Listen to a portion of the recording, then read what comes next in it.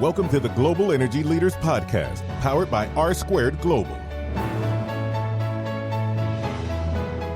Welcome to episode 101 of the Global Energy Leaders Podcast. As always, I'm your host, Ryan Ray. So good to have you today. And we bring on David Vaucher. And if you haven't seen David's work, he does great work. He is all over the place. He's been in the Wall Street Journal, Thomson Reuters, the Financial Times, the Economist, and many other places.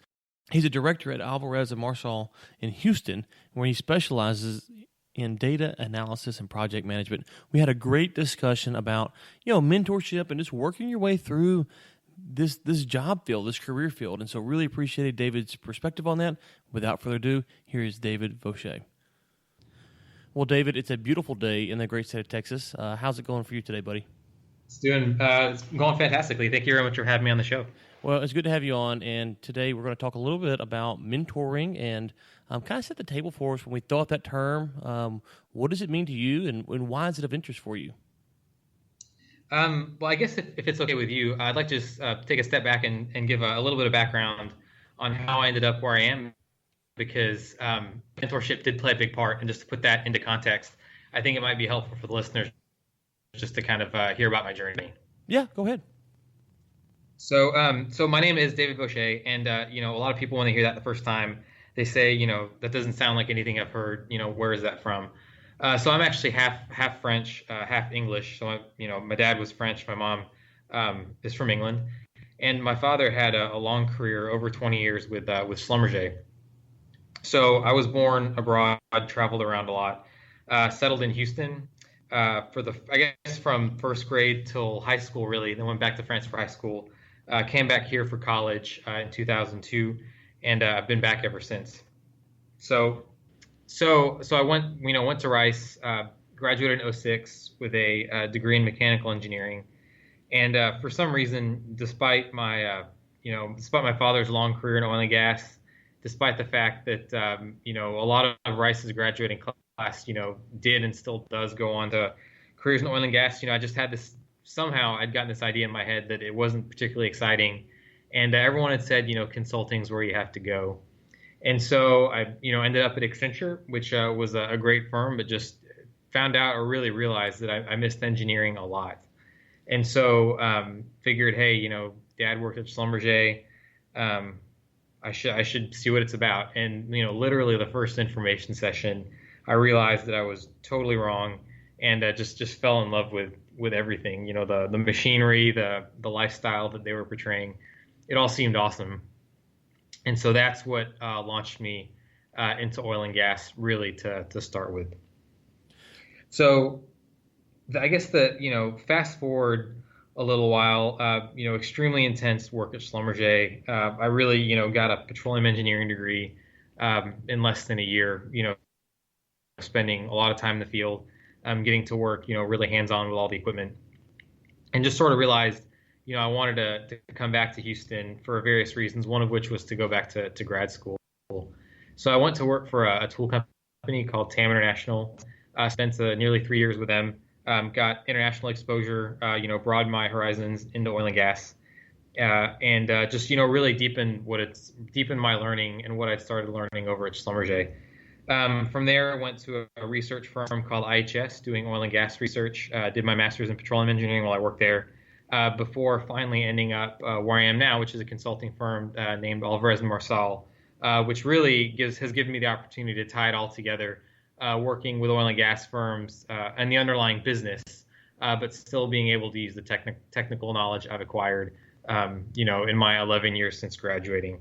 And I guess, before I go on and, give you a chance to sort of ask the questions you think your listeners might have, I will say that, mentorship wasn't anything ongoing, but there were very specific, points within my journey so far from different people that have been able to allow me to kind of make these different turns in my career. Yeah, and when you work at a company like Schlumberger, you're around people who have a vast amount of experience, obviously from working directly in the field, and just because Schlumberger, I'm sure, has a huge database of information that you can go pull from, so you can really kind of double dip there. But for younger professionals in the industry coming in, you sometimes you feel like you have to prove yourself, almost as if, okay, you know what, I should be here at Schlumberger, and then you see the old vet in the corner. How do you bridge that gap to maybe learn from someone who's been doing it for 20, 30 years, where you come across, you don't feel completely incompetent, but you don't feel overbearing where you're trying to drain all their time either? So that's a great question, and it ties into something that I don't know that it's quite as big now as it was when I was actually working in the field. But sort of the great crew change, you've got this intergenerational gap that exists in oil and gas, and really, to be fair, everywhere. But I think your question really touches on that, and I think one thing I always tell students who are just getting started, and looking back on it, it's something that I'm proud of the fact that I did it. It's that you really shouldn't be above doing anything, right? Because what you definitely don't have in knowledge and experience, you can certainly make up for in just grit and being willing to grind it out. So when I was in the field, I was working with operators, right, who had just graduated from high school, didn't have college degrees, but they knew more than I did, right? I mean, I knew nothing about oil and gas, and they'd been doing it for years.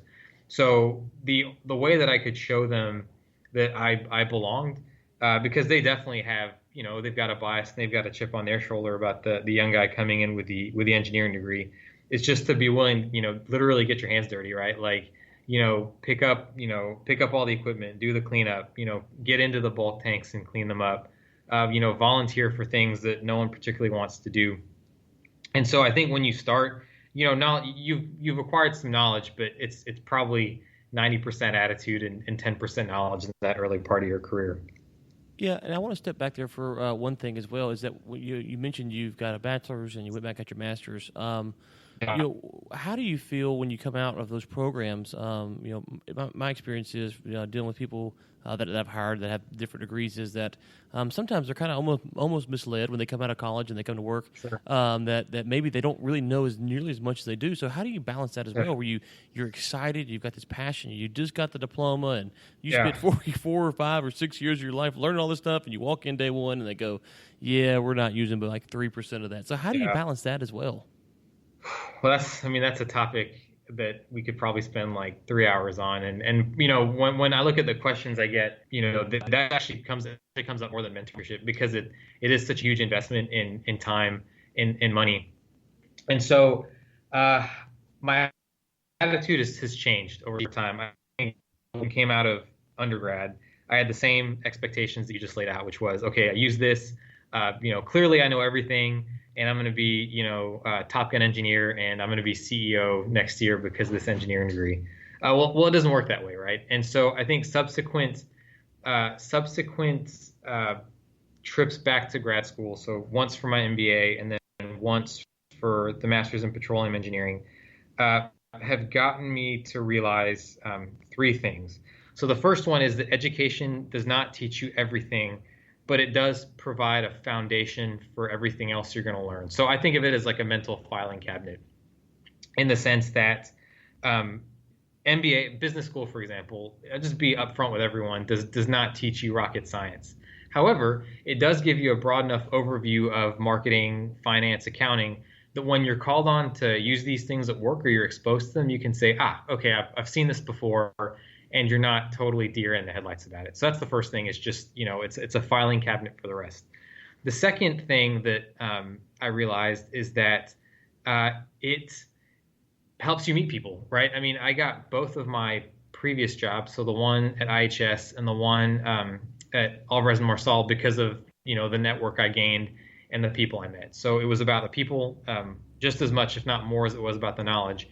And third is that a degree really only sets you up for the next step in your career. In other words, if I look at what I'm doing now, I'm probably more removed from oil and gas than I was when I signed on to the firm 3 years ago. But the important thing is that Master's in Petroleum Engineering got me this job at Alvarez Marsal, right? So even though it's not something I lean on as heavily now, I lean more on my immediate past experience. that degree got me the next step, which will then, give me the next step into my career. So those three things really, it's exposure to knowledge, meeting people, and then setting you up for the immediate next step in your career. Yeah, and I find the college degree debate interesting. As someone who does not have a degree, but I have people who work for me who do. Sure. In working with various industry professionals, it's always interesting to me because and this is an oil and gas problem, as you mentioned earlier. You could talk about any industry here. Yeah. It seems like we kind of do a bad job of saying, you know what, if you're going to do this and this is your talent, maybe a 4-year degree isn't what you need. Maybe it's technical college, or maybe it's this, that, or the other. Yeah. If you're going to do certain things, then you might need the MBA. In your experience, how do you walk through that journey? Because as you said, for what you're looking to do, getting those master's degrees has taken you to different levels that you wouldn't have been able to. And so, but for everyone, a master's degree may or may not be what they need to do. So how do you evaluate that? Is that where the mentor kind of comes in? You say, you know what, Bob or Sally, they got these couple degrees. I need to follow that path. Do you go to maybe job boards? How do you evaluate how far you should take your education? And when I say education, just be clear, I am an avid self-learner. Because I don't have a college degree, I always feel like I'm making up for lost time. So I'm not diminishing education. I just try to do it. I just try to make it very specific to what I need to learn at the time, if that makes sense. Yeah, no, absolutely. And so it's interesting. So, people, I got to kind of collect my thoughts around this. So my first mentor, and I guess even more so, was my father. So he was the one who, he went to work. He worked himself out of poverty through formal education, right? He grew up in France with not very much, and through formal education, he was able to, raise a family and come to America and do very well for himself, right? And so I was raised, I guess I'm on the older cusp of millennials. So I was born in 1984. I still can remember a time without smartphones, without Facebook. And so being raised by an immigrant father on the early part of that millennial curve, I still had a very set view of what would lead to success, right? Which is, you go to school for the right things. And obviously, that's a loaded term, right? But in my family, it was, medicine or engineering, right? So you go to school for the quote unquote right things. And you go work for a big company and you pay your dues and you work way up, right?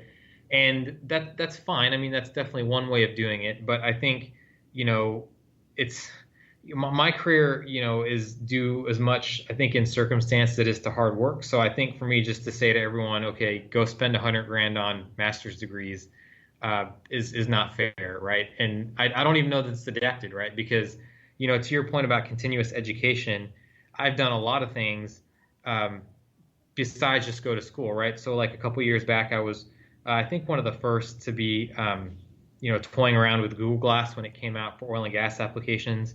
Right now, I'm actually looking into, building some things on Raspberry Pi, so like a kind of low cost technology platform. And I think nowadays, given the fact that there's so much information for free online and so many resources you can access almost for free, I think that the cost benefit of education is even more thrown into question. I wouldn't recommend to anyone, hey, look at David Vaucher, he did this, I should copy that. I would tell them, you're born at a much more dynamic time than I was. Remember that education, especially when you're working, is a big investment. There's a big opportunity cost. You might be better off just doing what I did, but even more so, which is messing around online, seeing what interests you, and then following those passions. Yeah, and I'm definitely not saying don't get a degree like Ryan did either. I totally understand where you're coming from. But you touched on something there. In passing, you said, "Well, for my family, medicine or engineering. If you're going to be an engineer, I don't know. There may be a few states that allow you to get a PE without any degree, but I'm pretty sure most states now require a 4-year degree. So there is some fields that it is pretty cut and dry. You got to go get a degree if you're going to do this, yeah. And so that kind of works it out. But for a lot of people, they're not looking to be an engineer or they're looking to work in the industry. So it's a very healthy debate, and I feel like it's one of these debates that we need to say, okay, well, here's someone with 2 masters and a bachelor's, and here's someone with an associate's degree. It's just conversations we need to have because, as you mentioned, you can get online now and you can learn just about anything. Now we can talk about the value of the quality of the education and how much you're putting into it, but I think one of the things is as we just think about growing your profession, growing your career, is that willingness willingness to continue to learn, because you mentioned hard work, and I kind of like to break down career advancement to three things. And the first thing that you can do and control is the amount of work that you do. If you don't have talent or knowledge, it takes a while to get those things. But how hard you work at them, that's the thing that you actually can control right now. And if you look at the older industries, we see you talk about the crew change, the older generation. That's one thing they had going for them, is they were very hard workers who were very persistent in what they did. Yep.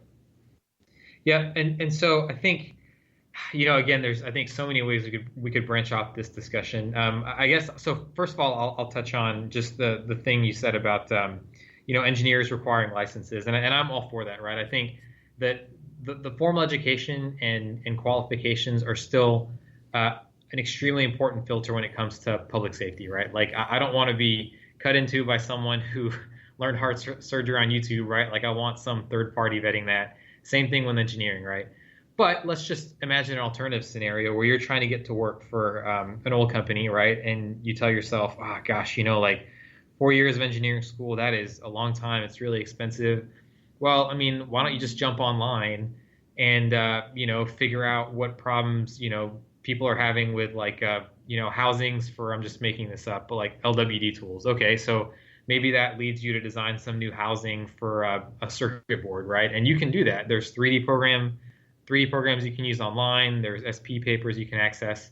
And I bet you that if your housing is innovative enough and you've got a proof of concept, like you've worked out a prototype or 3D printed something or CNC'd something, you're going to get someone's attention. I mean, that's just a fact. Like YouTube, Twitter, Instagram, someone will notice you and you'll get your shot. So I think that there's a lot you can do to hustle your way in front of people if you don't have the quote unquote traditional qualification. And I think that goes to what you were saying about, hard work and talent.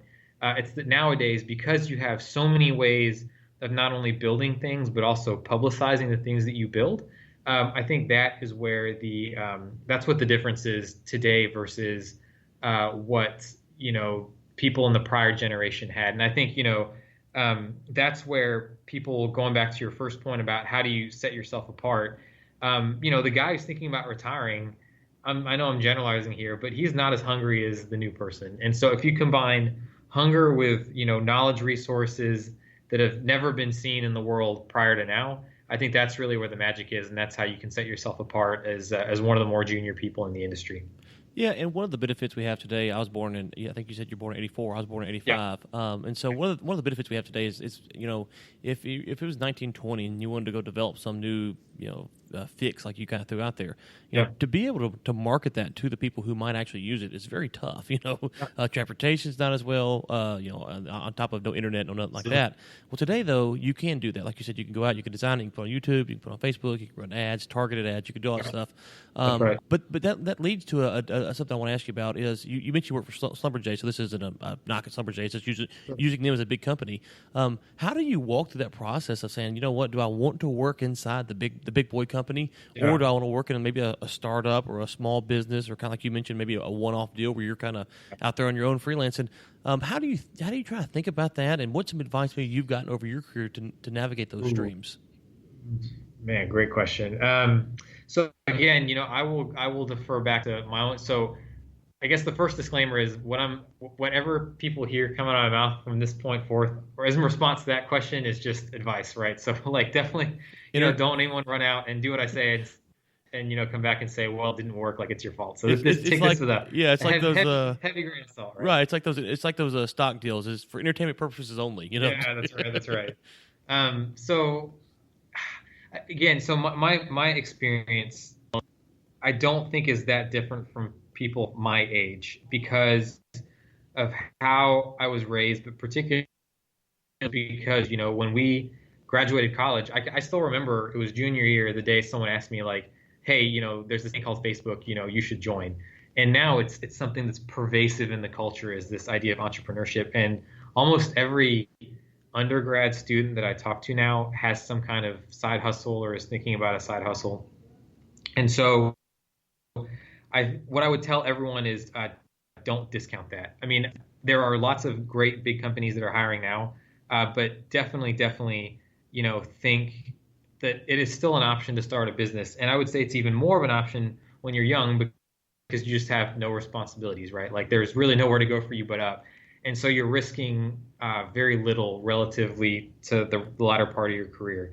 The second thing I would say is for sure meet as many diverse people as you can, because I've tried to get a couple of things going. And I think that the common thread that unites all of them and not having taken off is that I just never found that person that not only I clicked with, but that had the skill set that I was lacking and also had the same amount of motivation as I had for the idea, right? So you really need those three things. You need someone who you get along with, who has a skill set that kind of fits into your puzzle piece, so to speak, and then who also has the same drive. And I think that's probably why, nowadays the universities, they might not have the edge in terms of the knowledge that you can, like we've talked about, you can just go find it online.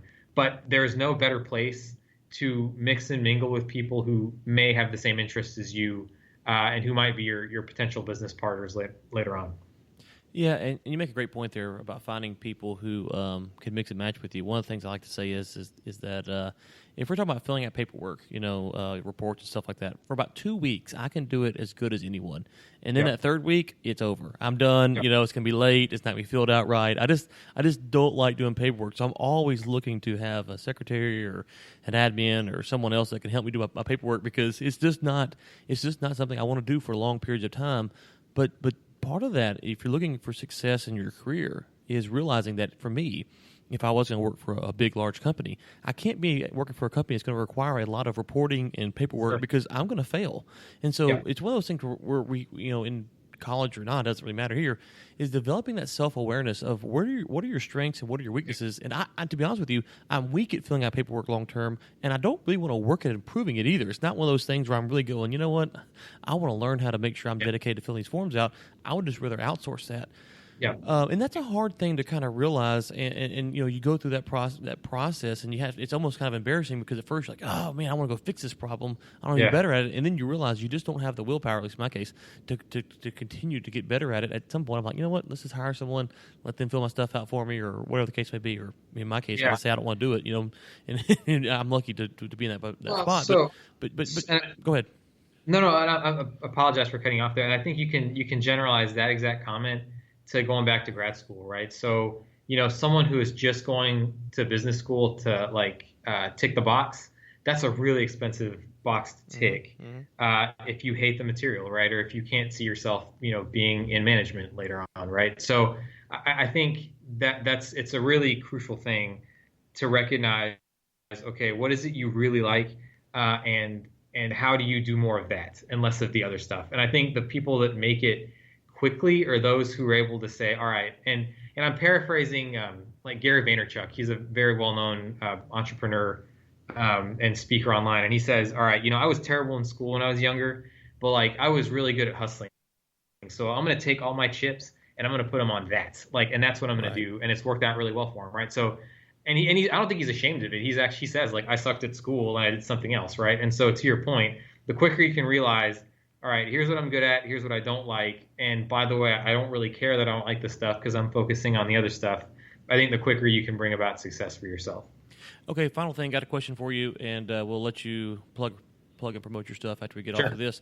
One of the things I tell people I work with is, in my opinion, this is just my opinion here, but if you're going to work in this industry or any, in my opinion, there's two ways to really tackle it. Either A, to be an extreme specialist, so you are kind of the best of petroleum engineering, paperwork, whatever the case may be, doctor, doesn't matter, you are the best. And so if there's a problem, they say, we go to this person to fix this problem.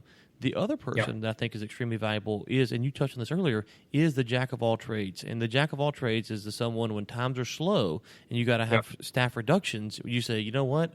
Well, person A, they can do it all, and so we're going to keep them around because they can do 4 or 5 jobs okay. They can't do them the best, but they can do them okay or above average, whereas person B, they're a specialist, but they haven't really devoted themselves to their craft. To me, those are the two career paths, no matter where you fall in at, that you should try to figure out how you could do those things, because that would ultimately give you the best chance to succeed and to stay employed. What are your thoughts on that? So I think it comes down to a concept that I think I'm I say I'm just wrapping my head around it. I've always understood it from a business point of view, but from a personal point of view, there's a difference between doing a good job and creating value, right? Because if you're just working for someone, you get paid your wage and that's it, right? But where you really start to be able to get that career security, regardless of if you attack it from, jack of all trades or deep specialist, is do you create value? In other words, like if you have a problem that's causing your well to be shut down and it's costing you $1 million a day, and I can come in and fix that in 10 minutes, well, how much value have I created? Enormous amounts, right? And I can set my can almost set my rates off of that. If I'm just drill engineer kind of following orders, going through the motions every day, and I'm working as part of a team, my individual value is less clear, right? And you can abstract that even further, like people in IT, accounting, like these are all very important functions, but there's not so much concept of value there. It's just like it has to work, and I'm only going to get upset if it doesn't work, right? And so I think young entrepreneurs and young professionals generally just really start to understand the difference between doing your work and creating value, because it's that second one that's really going to take you places in your career. Nope, I like that. Well, David, thank you for coming on today. It's been great just to sit and chat with you. I appreciate your rescheduling. We had some internet problems last time you were supposed to come on, so thank you for working with us. Before we let you go, is there anything you want to plug or promote before we get you out of here today? Yeah, so, Ron, thank you very much for having me on the show. And, I will definitely speak to my firm. So I work for a firm called Alvarez Marsal. It's a consulting firm that started about 30 years ago and really has broadened into the whole suite of corporate services. I work in the strategy consulting group in the oil and gas vertical. And, what differentiates us is that we're not just, people that are going to offer clients a solution on a spreadsheet. We understand the industry, we get our hands dirty, and we stick around to make sure that the changes that we recommend are accepted and actually implemented at the client side. So if you guys, anyone listening, has a really challenging set of problems that they're facing, given the current kind of softness in the oil and gas market, definitely feel free to get in touch with me, and we'll discuss this further. Okay, great. And we will link to your website at globalenergymedia.com in the show notes so the listeners can go and check that out. David, thank you again for coming on. We really enjoyed it. All right, thanks so much. Looking forward to hearing the podcast. Thanks for listening to the Global Energy Leaders Podcast, powered by R Squared Global.